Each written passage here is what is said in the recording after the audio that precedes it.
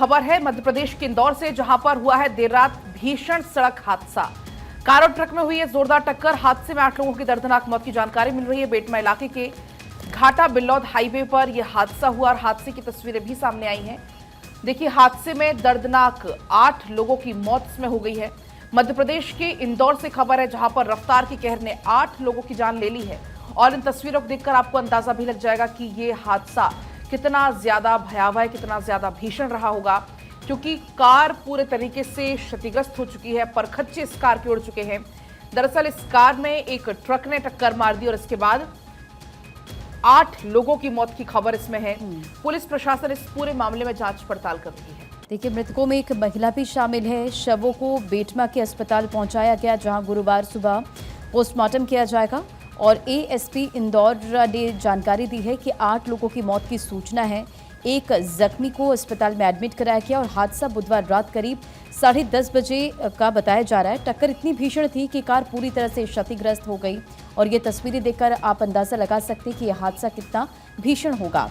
हादसे के बाद अस्पताल आसपास के लोग पहुंचे, वहां पर लोगों ने रेस्क्यू किया। जो जख्मी थे उन्हें अस्पताल में एडमिट कराया गया। सूचना मिलने पर पुलिस और प्रशासन की टीम पहुंची। एम्बुलेंस भी मौके पर पहुंच गई और जानकारी के मुताबिक कार में सवार लोग आलीराजपुर के बोरी गांव से मान कार्यक्रम से लौट रहे थे और उन्हें गुना जाना था और इसी बीच ये हादसा हो गया है। फिलहाल तस्वीरें आपके स्क्रीन पर। दर्दनाक हादसा इंदौर के पास बेटमा में, और इस हादसे में 8 लोगों की मौत की खबर है। और इंदौर अहमदाबाद 4 लेन पर एक कार खड़े ट्रक में जा घुसी, जिसके कारण 8 लोगों की जान चली गई। तो कार और ट्रक में जोरदार टक्कर की तस्वीरें आपको दिखाई। आगे बढ़ते हैं, बात कुछ और खबरों की करेंगे। स्लोवाकिया के पीएम पर जानलेवा हमला हुआ है। गोली लगने से घायल हुए पीएम रॉबर्ट फिको। आपको बता दें कि पीएम रॉबर्ट फिको को हॉस्पिटल में भर्ती कराया गया है। कैबिनेट मीटिंग के बाद लोगों को संबोधित कर रहे थे। ऐसे में जिस तरीके से पीएम पर यह जानलेवा हमला हुआ है, अब तमाम सवाल खड़े हो रहे हैं। गोली लगने से घायल हुए PM Robert Fico cabinet meeting के बाद लोगों को संबोधित कर रहे थे और उस वक्त की तस्वीरें आपको दिखा रहे हैं। देखिए, बहुत ही हैरान करने वाला ये पूरा मामला। ये कौन शख्स था जिसकी तरफ से उन पर जानलेवा हमला किया गया है, जांच की जा रही है। फिलहाल अपडेट यह है कि पीएम को हॉस्पिटल में भर्ती कराया गया है, इलाज उनका चल रहा था। लेकिन वाकई सोचिए, किसी देश के प्रधानमंत्री पर इस तरीके से जानलेवा अटैक होना, वो भी सरेआम सरेराह दिन दहाड़े, जो सुरक्षा को लेकर भी सवाल खड़े करता है। ये तस्वीरें हम आपको दिखा रहे हैं वहाँ पर जब वो कैबिनेट मीटिंग कर रहे थे, उसके बाद की तस्वीरें, किस तरीके से उन पर अटैक किया गया है। जानलेवा ये हमला है। पीएम रॉबर्ट फिको, जिनको लेकर इस वक्त अपडेट ये है कि हॉस्पिटल में उनको भर्ती कराया गया है, वहाँ पर उनका इलाज किया जा रहा है। गोली लगने से वो घायल हो गए। ये गोली किसकी तरफ से चलाई गई, ये जांच का विषय है। और क्या इसके पीछे का मकसद था, क्या ये शख्स, क्या ये आरोपी किसी संगठन से जुड़ा हुआ था या ये किसी तरीके की सनक थी? बड़ा सवाल सिक्योरिटी पे भी खड़ा होता है। प्रधानमंत्री की सिक्योरिटी क्योंकि बहुत सारे घेरों के साथ में होती है, ऐसे में जब इस तरीके का हमला होता है तो सिक्योरिटी के ऊपर भी बड़ा सवाल यहाँ पर खड़ा होता है। बहरहाल आगे बढ़ते हुए अगली खबर का रुख करते हैं। चीन से खबर। चीन देखेगा भारत की ताकत। भारतीय सेना पूर्वी लद्दाख में 14,500 फुट की ऊंचाई पर बनाए टैंक मरम्मत केंद्र। इस बीच पूर्वी लद्दाख में चीन की सीमा के पास में सेना ने टैंक मरम्मत के केंद्र बना दिए हैं और आर्मी ने 500 से अधिक टैंक, पैदल सेना के लड़ाकू वाहन तैनात भी कर दिए हैं। वहीं भारत और चीन पिछले 4 वर्षों से पूर्वी लद्दाख क्षेत्र में गतिरोध में है। ऐसे में लगातार जो सैन्य ताकत है वो दोनों देश बढ़ाते हुए नजर आ रहे हैं और वहां पर तैनाती भी, चाहे वो टैंक्स की हुई, केंद्रों की हुई या डेवलपमेंट जो है वो दोनों तरफ से की जा रही है। ऐसे में भारत ने भी अब बड़ी डेवलपमेंट यहां पर की है। टैंक्स की मरम्मत के लिए केंद्र स्टैब्लिश कर दिया है, जिसको देखकर चाइना फिलहाल असमंजस और सोच में जरूर पड़ेगा। बढ़ते खबरों में आगे और बिहार की बात करेंगे। जेपी नड्डा बीते दिन बिहार में मौजूद थे और यहां पर जमकर विपक्ष पर बरसे हैं, निशाना साधते नजर आए।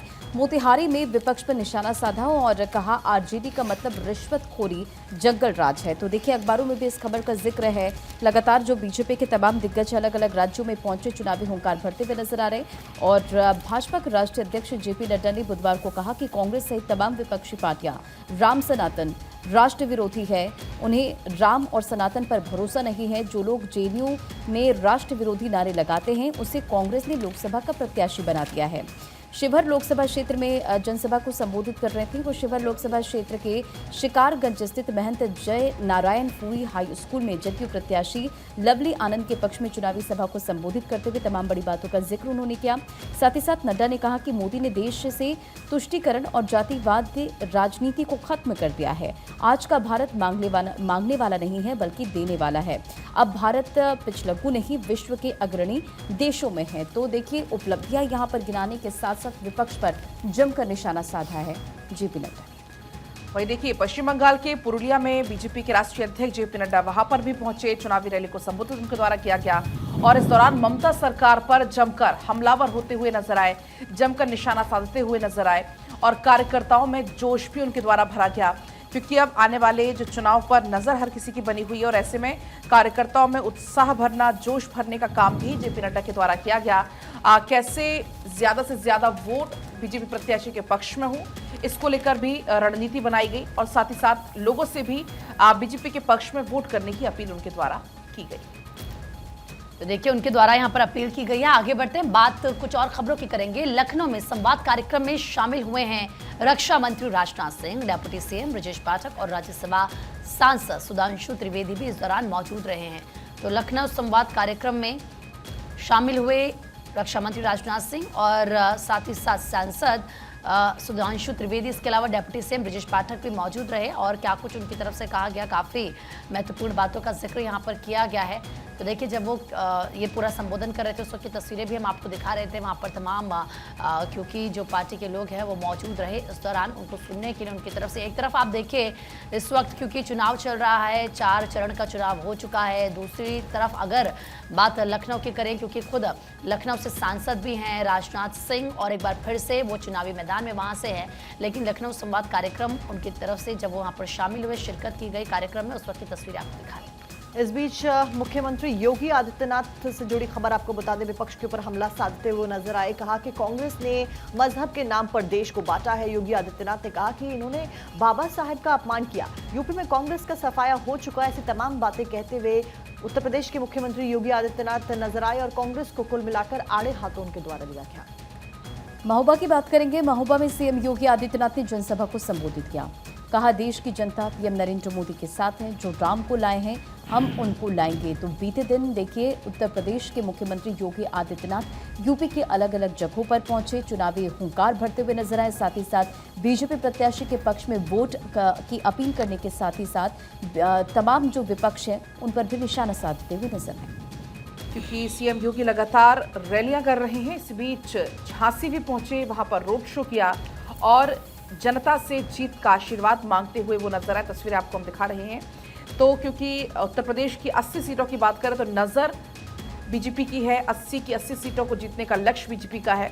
वजह यही है कि खुद सीएम योगी जिम्मा संभाले हुए हैं, अलग अलग इलाकों में जाकर वो रोड शोज कर रहे हैं, जनसभाओं को संबोधित कर रहे हैं। कल भी ताबड़तोड़ दिन भर रैलियों का दौर जारी रहा। इसके बाद शाम का समय था जब झांसी पहुंचे और वहां पर रोड शो किया, जनता से जीत का आशीर्वाद मांगा, बीजेपी प्रत्याशी के पक्ष में वोट की अपील करते हुए वो यहाँ रैलियां करने के बाद झांसी पहुंचे और वहां पर की तस्वीर भी आपको दिखा रहे हैं। बात बुंदेलखंड की करेंगे क्योंकि बुंदेलखंड के दौरे पर सीएम योगी है जालौन और हमीरपुर में जनसभा को संबोधित किया। कहा कि पिछली सरकारों ने बुंदेलखंड को अपराधियों के हवाले कर दिया था, हमने उसे मुक्त कराया है। तो सीएम योगी की तरफ से देखिए किस तरीके से ये कहा गया कि जो बुंदेलखंड की छवि थी वो सब जानते हैं, अपराधियों का गढ़ कभी उसे माना जाता था, लेकिन हमने उसको इससे मुक्त कराया है। आज बुंदेलखंड की छवि बदल गई है और बड़ी बातें सीएम योगी की तरफ से इस दौरान कही गई।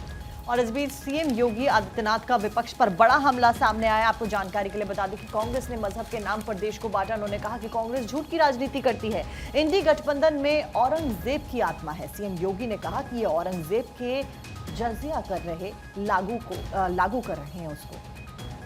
बढ़ते आगे और पीओके पर असम के सीएम हिमंता बिस्वा शर्मा का बड़ा स्टेटमेंट।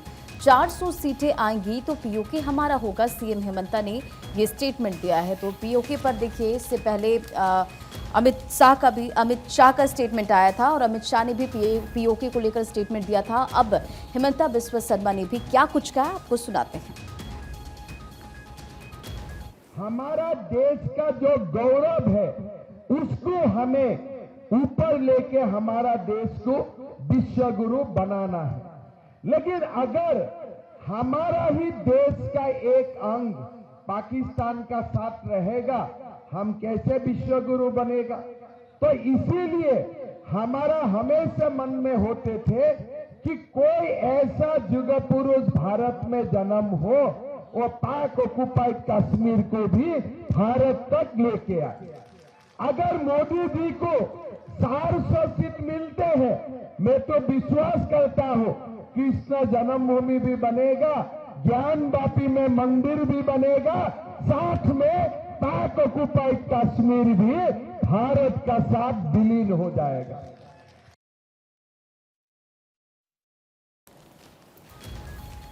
तो वही देखिए, बीजेपी ने लगाया इंडी गठबंधन पर आदर्श आचार संहिता उल्लंघन करने का आरोप। एस जयशंकर की अगुवाई में चुनाव आयोग को ये बीजेपी का प्रतिनिधिमंडल से मुलाकात हुई। राहुल गांधी पर सेना का अपमान करने की शिकायत भी इस दौरान की गई। तो बीजेपी ने इंडी गठबंधन पर कई आरोप लगाए। तो देखिए पलक, बिल्कुल बड़ी खबर अपने दर्शकों को बता रहे हैं किस तरीके से एक के बाद एक आरोप लगाए जा रहे हैं। और इस दौरान बात कुछ और खबरों की अगर करें तो देखिए, अमेठी रायबरेली में प्रियंका का प्रचार। रायबरेली में प्रियंका ने मोर्चा संभाला है। रायबरेली में जनसभा को संबोधित किया। भाई राहुल के पक्ष में वोट की अपील की है रायबरेली से, क्योंकि इस बार चुनावी मैदान में राहुल गांधी है। इससे पहले वो अमेठी से सांसद रहे थे, लेकिन पिछली बार उनकी हार हो गई थी। वायनाड से वो इस वक्त सांसद है। और अब क्योंकि ये कहा जाता है कि रायबरेली गढ़ है कांग्रेस पार्टी का, और सोनिया गांधी की बात कर लीजिए, इंदिरा गांधी की बात कर लीजिए, उनके परिवार यहां से जीतता आया है, इसीलिए ये गढ़ नहीं छोड़ना चाहिए। और इसीलिए राहुल गांधी इस बार रायबरेली से चुनावी मैदान में सामने आ गए। वायनाड से तो उन्होंने अपना पर्चा दाखिल किया ही किया है, लेकिन रायबरेली से भी। और आज आपको ये भी अपडेट दें कि सोनिया गांधी जाएंगी रायबरेली और अपने बेटे राहुल गांधी के लिए वहां पर चुनाव प्रचार करती हुई नजर आएंगी। लेकिन कल की अगर बात करें, क्योंकि प्रियंका गांधी जो कि बहन है राहुल गांधी की, वो मौजूद रही रायबरेली में, जनता से वोट की अपील उनकी तरफ से की गई। आप देखिए, प्रियंका गांधी इस बार बहुत ज्यादा एक्टिव नजर आ रही हैं और लगातार वो कांग्रेस पार्टी के जो कैंडिडेट्स हैं उनके लिए वोट की अपील जनता से कर रही हैं। और जब बात भाई की आई तो जाहिर सी बात है रायबरेली में वो मौजूद है, ऐसे में उनकी तरफ से अपने भाई के लिए वोट की अपील जनता से, रायबरेली की जनता से की गई। आपको याद होगा कुछ ऐसी भी खबरें पहले आ रही थी कि क्या प्रियंका गांधी को भी चुनावी मैदान में उतारा जा सकता है, लेकिन वो मैदान में नहीं उतरी। उन्होंने कहा कि मैं प्रचार प्रसार करूंगी, मैं कैंपेन करूंगी, मैं मेहनत करूंगी अपनी पार्टी के लिए, और वो होता हुआ नजर आ रहा है। भाई राहुल के पक्ष में वोट करने की अपील उनकी तरफ से की गई है। आज जब सोनिया गांधी रायबरेली में जनता से बात करेंगे, वो क्या कुछ कहती हैं, उस वक्त भी सुनना काफी ज्यादा अहम होगा। और देखिए, इस बीच दैनिक भास्कर की अगर बात की जाए तो यहाँ पर बताया भी गया है कि किस तरीके से प्रियंका गांधी चुनाव प्रचार के दौरान कहती हुई नजर आई कि बीते 10 वर्षों से पीएम मोदी हिंदू मुस्लिम ही तो कर रहे हैं, पूरे देश ने ये देखा है। प्रियंका गांधी ऐसी बातें कहती हुई नजर आई। राहुल बोले कि पिछड़ों व दलितों की भागीदारी बढ़ाएंगे, ऐसे तमाम आश्वासन और वादे करते हुए राहुल गांधी नजर आए। तो जहां प्रधानमंत्री नरेंद्र मोदी विपक्ष के ऊपर निशाना साध रहे थे, वहीं विपक्ष भी पीएम नरेंद्र मोदी और बीजेपी सरकार के ऊपर हमलावर होता हुआ नजर आया। इससे पहले आगे बढ़ते हैं, अगली खबर का रुख कर लेते हैं। उत्तर प्रदेश से खबर, जहां पर सुल्तानपुर में मेनका गांधी ने जनसंपर्क अभियान चलाया। उनके द्वारा रोड शो किया गया और जनता से जीत का आशीर्वाद लेते हुए वो नजर आई और जनता से वोटों की अपील करते हुए नजर आई। तस्वीरें भी आप देख रहे हैं सुल्तानपुर से की, जिसको हॉट सीट भी कहा जा रहा है। और मेनका गांधी यहां पर चुनाव प्रचार करती हुई नजर आई, रोड शो करती हुई नजर आई, और वो तस्वीरें फिलहाल आपकी स्क्रीन पर। कुशीनगर में पिता वर्सेस पुत्र, स्वामी प्रसाद मौर्य के खिलाफ बेटे का नामांकन। उत्कृष्ट मौर्य ने निर्दलीय नामांकन दाखिल कर दिया। राष्ट्रीय शोषित समाज पार्टी के राष्ट्रीय अध्यक्ष स्वामी प्रसाद मौर्य के खिलाफ उनके बेटे उत्कृष्ट मौर्य ने ताल ठोक दी है। उत्कृष्ट ने कुशीनगर सीट से निर्दलीय नामांकन किया है और जिसके बाद अब पिता और पुत्र दोनों आमने सामने। हालांकि राजनीति के जानकारों का मानना है कि उनके बेटे ने नामांकन इसलिए किया है ताकि किसी वजह से अगर नामांकन रद्द होता है तो स्वामी प्रसाद मौर्य चुनाव मैदान में बेटे के जरिए रह सकें। चलिए और अब आगे बढ़ेंगे और कुछ खबरें आपको बताएंगे दिल्ली के चांदनी चौक से, जहां पर लोकसभा सीट के लिए मॉडल टाउन में केजरीवाल ने रोड शो किया। कांग्रेस प्रत्याशी जेपी अग्रवाल के लिए केजरीवाल ने यहां पर वोट मांगे, वोट की अपील करते हुए नजर आए। अरविंद केजरीवाल तो जब से वो बेल पर बाहर आए इसके बाद से लगातार चुनाव प्रचार उनके द्वारा किया जा रहा है, तमाम रोड शोज किए जा रहे हैं। आज भी कई कार्यक्रम उनके लाइनअप है वो जो आज शामिल होंगे। इसके अलावा कुछ और खबरें न्यूज़पेपर में हैं, उनका जिक्र हम जल्दी से कर लेते हैं। कल साझा प्रेस कॉन्फ्रेंस हुई और उसमें तमाम बड़ी बातें, इंडी गठबंधन की कल जब साझा प्रेस कॉन्फ्रेंस हुई तमाम बड़ी बातों का जिक्र उसमें किया गया। हमारी सरकार बनी तो गरीबों को देंगे 10 किलो मुफ्त राशन, ये कहा गया मल्लिकार्जुन खड़गे की तरफ से। लोकतंत्र बचाने के लिए चुनाव लड़ा जा रहा है, इसका जिक्र भी उनके द्वारा किया गया। इसके अलावा और क्या कुछ उनकी तरफ से कहा गया, उन्होंने ये भी कहा कि खड़गे ने जब लखनऊ में सपा अध्यक्ष अखिलेश यादव के साथ साझा प्रेस कॉन्फ्रेंस की, इस दौरान उन्होंने कहा कि मोदी संविधान बदलने की बात करते हैं, उनसे संघ ने नाता ना तोड़ते तो ऐसे ना बयान देने वाले नेताओं को पार्टी से बाहर करते। तमाम ऐसी बड़ी बातों के द्वारा कही गई। खड़गे ने दावा किया कि बीजेपी 200 सीटें पार नहीं कर पाएगी। खड़गे ने कहा कि चुनाव में सभी पार्टियों के लिए एक समान जमीन होनी चाहिए, अपने काम पर वोट मांगिए। इंडी गठबंधन बेरोजगारी और महंगाई के खिलाफ लड़ रहा है। तो कल साझा ये प्रेस कॉन्फ्रेंस हुई, तमाम बड़ी बातों का जिक्र साझा प्रेस कॉन्फ्रेंस में किया गया। यूपी में विपक्ष 79 सीटें जीत रहा है, बसपा को वोट ना दें, ये भी उनकी तरफ से इस प्रेस कॉन्फ्रेंस में कहा गया। तो देखिए किस तरीके से बसपा का वोट ना दें, ये बातें उन्होंने कही हैं। आगे बढ़ते हैं और बात अब राजस्थान की करेंगे। पूर्व राज्यपाल डॉक्टर कमला का निधन हुआ है। गुजरात की पूर्व राज्यपाल थी डॉक्टर कमला, 7 बार विधायक भी रही हैं डॉक्टर कमला। राजस्थान के चूरू की रहने वाली थी डॉक्टर कमला और गुजरात की पूर्व राज्यपाल डॉक्टर कमला का 97 साल की उम्र में निधन हो गया है। जैसे कि हमने आपको बताया कि 7 बार डॉक्टर कमला विधायक रही। तबियत खराब होने पर उन्हें फोर्टिस अस्पताल में भर्ती कराया गया था, लेकिन काफ़ी लंबे समय से वो बीमार चल रही थी, जिसके बाद उनका निधन हो गया और अब वो हमारे बीच में नहीं रही हैं। और देखिए बढ़ते हैं खबरों में आगे। दिल्ली से खबर, जहां पर सीएम आवास के बाहर में बीजेपी का प्रदर्शन देखने को मिला। दिल्ली में मुख्यमंत्री आवास के बाहर बीजेपी की महिला कार्यकर्ताओं ने हल्ला बोला। दरअसल स्वाति मालीवाल के मुद्दे पर विरोध प्रदर्शन देखने को मिला। महिलाएं विरोध करती हुई नजर आई। तस्वीरें भी आप देख रहे हैं। सीएम केजरीवाल के खिलाफ में नारेबाजी जमकर बीजेपी की महिला कार्यकर्ताओं के द्वारा यहाँ पर की गई। और देखिए यहाँ पर पोस्टर्स लेकर महिलाएं नजर आ रही है। सभी बीजेपी की कार्यकर्ता हैं जो कि अरविंद केजरीवाल के ऊपर हमलावर होती हुई नजर आई। स्वाति मालीवाल के मुद्दे के ऊपर अपनी आवाज उठाती हुई नजर आई और यहाँ पर पोस्टर्स में लिखा है अरविंद केजरीवाल के लिए और नारेबाजी यहाँ पर जमकर की जा रही है। बिल्कुल, तो मालीवाल मामले में भाजपा का प्रदर्शन, तस्वीरें देखिए किस तरह से हाथ में तख्तियां लेकर सीएम आवास के बाहर में बीजेपी का ये प्रदर्शन देखने को मिला है। स्वाति मालीवाल के मुद्दे पर यह विरोध प्रदर्शन हुआ है। स्वाति मालीवाल के खिलाफ अभद्र व्यवहार के मामले में दिल्ली भाजपा महिला मोर्चा ने बुधवार को विरोध प्रदर्शन किया।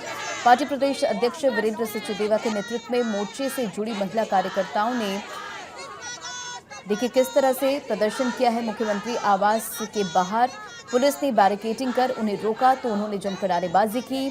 घटना को लेकर नाराज बीजेपी कार्यकर्ताओं ने बैरिकेडिंग पर चढ़कर भी प्रदर्शन किया। बढ़ती भीड़ को देखते हुए पुलिस ने महिला मोर्चा के अध्यक्ष ऋचा पांडे मिश्रा समेत अन्य कार्यकर्ता वैशाली पोद्दार, साथी रेखा सिंह को हिरासत में लिया है, जिन्हें बाद में थाने से छोड़ दिया गया। केजरीवाल इस्तीफा दो के नारे भी यहाँ पर लगाए जा रहे हैं।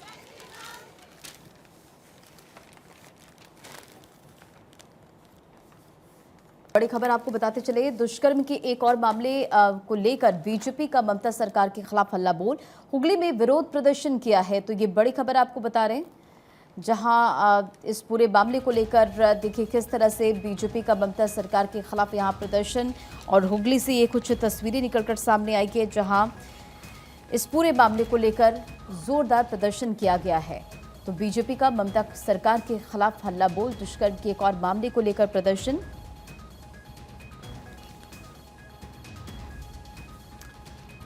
तो ये देखिए तस्वीरें आपको हम लगातार दिखा रहे हैं। बीजेपी का ममता सरकार के खिलाफ यहां पर जमकर प्रदर्शन देखने को मिला, जमकर यहां पर नारेबाजी की जा रही थी। दरअसल दुष्कर्म का मामला था, इसको लेकर हमलावर होती हुई बीजेपी इस दौरान नजर आई। कानून व्यवस्था को लेकर, पुलिस प्रशासन को लेकर, तमाम ऐसे मुद्दों को लेकर यहां पर बीजेपी हमलावर नजर आई। ममता सरकार के खिलाफ प्रदर्शन यहां पर बीजेपी की तरफ से किया गया। देखिए यहाँ पर जो तमाम जो लोग हैं वो जमकर नारेबाजी करते हुए नजर आ रहे हैं। देखिए आप, क्योंकि ममता बनर्जी महिला, माटी और मानुष की बात करती हैं और इसी को लेकर भारतीय जनता पार्टी कहती है कि जब महिलाओं की बात की यहाँ पर जिक्र अगर करती हैं ममता बनर्जी, तो महिला वहाँ पर सुरक्षित क्यों नहीं है। और जिस प्रदेश की अगर मुख्यमंत्री खुद महिला है तो वहाँ पर तो महिलाओं को और ज़्यादा सुरक्षित होना चाहिए, लेकिन ऐसा पश्चिम बंगाल में होता हुआ नजर नहीं आ रहा और इसी को लेकर हमलावर है भारतीय जनता पार्टी। आगे बढ़ते हैं। शराब घोटाला मामले में मनीष सिसोदिया को राहत नहीं, रावत रेवेन्यू कोर्ट ने अगली सुनवाई तक बढ़ाई है न्यायिक हिरासत। 30 मई तक के लिए चली अब सुनवाई। तो देखिए किस तरीके से मनीष सिसोदिया को राहत नहीं मिल रही है और दैनिक जागरण इस वक्त मेरे पास हेडलाइन दी गई है कि सिसोदिया की न्यायिक हिरासत 30 मई तक बढ़ाई गई है। आबकारी घोटाले से जुड़े भ्रष्टाचार के मामले में राउज रेवेन्यू कोर्ट ने पूर्व उप मुख्यमंत्री मनीष सिसोदिया की न्यायिक हिरासत 30 मई तक बढ़ा दी है। सीबीआई और ईडी की विशेष न्यायाधीश कावेरी भावेजाग ने आरोप तय करने पर आगे की बहस के लिए 30 मई की तारीख को तय किया है। न्यायाधीश ने कहा कि आरोप पर बहस स्थगित करने का एक आवेदन हाईकोर्ट के समक्ष लंबित है। बुधवार को सिसोदिया को जेल से वीडियो कॉन्फ्रेंसिंग से अदालत में पेश किया गया और ऐसे में कोर्ट ने 30 अप्रैल को आबकारी घोटाले से संबंधित सीबीआई और ईडी द्वारा दर्ज भ्रष्टाचार और मनी लॉन्ड्रिंग में सिसोदिया की जमानत याचिका खारिज कर दी थी। बढ़ते हैं आगे और कोर्ट में आज कौन कौन से केस जिस पर होगी सुनवाई वो भी आपको बताते चले। केजरीवाल और आतिशी के खिलाफ दायर मानहानि का मामला राउज रेवेन्यू कोर्ट में आज हियरिंग होगी। पिछली सुनवाई में शिकायतकर्ता का स्टेटमेंट दर्ज किया गया था। दूसरा जो मामला जिस पर होगी हियरिंग दिल्ली वक्फ बोर्ड से जुड़ा मनी लॉन्ड्रिंग का मामला है। दिल्ली हाईकोर्ट आरोपी दाऊद नासिर की जमानत याचिका पर हियरिंग। तमिलनाडु के पूर्व मंत्री बी सेंथिल बालाजी की जमानत से जुड़ा पूरा मामला। सेंथिल बालाजी की जमानत पर सुप्रीम कोर्ट में सुनवाई। तो भीमा कोरेगांव मामले में भी आज हियरिंग होगी। आरोपी ज्योति जगताप की जमानत याचिका पर सुनवाई होगी। सुप्रीम कोर्ट में सुनवाई होगी। और नोएडा के पूर्व चीफ इंजीनियर ज्ञातव सिंह को की ओर से दायर जमानत याचिका पर सुप्रीम कोर्ट आज सुनवाई करेगा। गौतम बुद्ध नगर में धोखाधड़ी गबन भ्रष्टाचार के आरोप में एफआईआर दर्ज की गई थी। सीबीआई ने याची के खिलाफ विभिन्न मामलों में 3 चार्जशीट दाखिल की है। राजीव कैश कांड मामले से में अमित अग्रवाल की ओर से दायर याचिका पर सुप्रीम कोर्ट में सुनवाई। दरअसल इस मामले में सुप्रीम कोर्ट ने सुनवाई के बाद सीबीआई को ये निर्देश दिया था कि वह पुलिस अधिकारियों से कोलकाता में ही पूछताछ करे, उन्हें पूछताछ के लिए दिल्ली नहीं बुलाया जाए। मनी लॉन्ड्रिंग मामले में गिरफ्तार केरल के हीरा व्यापारी अब्दुल रशीद की ओर से दायर जमानत याचिका पर सुप्रीम कोर्ट सुनवाई करेगा। रशीद को ईडी ने बैंक धोखाधड़ी के मामले में अरेस्ट किया है। और दिल्ली हाईकोर्ट मतदान के दौरान ईवीएम के सीसीटीवी फुटेज को संरक्षित करने की मांग करने वाली याचिका पर सुनवाई करेगा सुप्रीम कोर्ट। और ये याचिका वकील महमूद प्राचा ने दायर किया है। दिल्ली हाईकोर्ट 48 साल पहले बिहार के समस्तीपुर रेलवे स्टेशन पर पूर्व रेल मंत्री ललित नारायण मिश्रा की हत्या की निष्पक्ष की जांच में फिर से कराने की मांग को लेकर भी याचिका पर आज हियरिंग होगी। तो ये तमाम वो मामले हैं। साथ ही साथ विधानसभा नियुक्ति घोटाला झारखंड हाईकोर्ट में इसे लेकर हियरिंग होने वाली है। तो कोर्ट में आज कौन कौन से केस जिस पर सुनवाई, साथ ही साथ शाही ईदगाह मस्जिद मामले को भी लेकर इलाहाबाद हाईकोर्ट में हियरिंग होगी। तो ये तमाम वो केसेस हैं जिस पर आज हियरिंग होगी।